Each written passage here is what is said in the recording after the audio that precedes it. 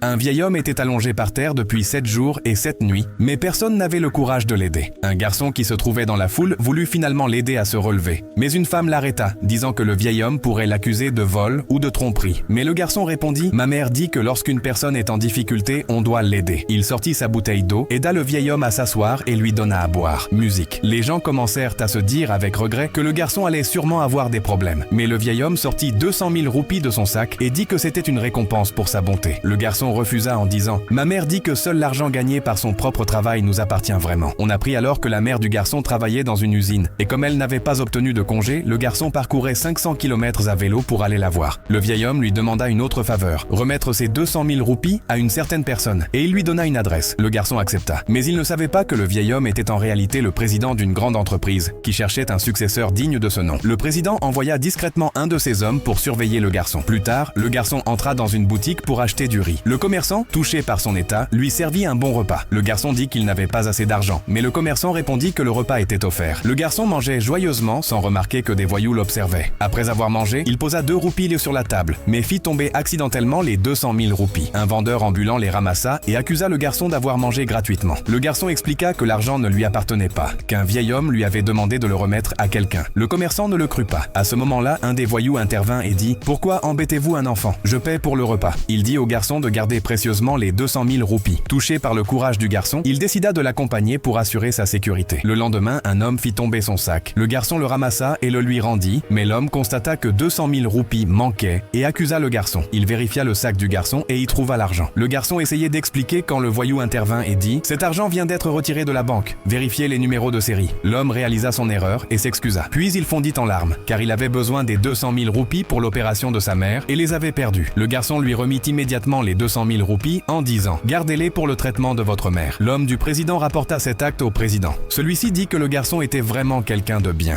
On apprit alors que le garçon avait fugué pour aller voir sa mère. Le président se rendit à l'usine où travaillait la mère du garçon. De son côté, le garçon arriva lui aussi auprès de sa mère. Les voyous l'avaient protégé durant tout le voyage. Sa mère le gronda en le voyant, mais au fond d'elle-même, elle pleurait.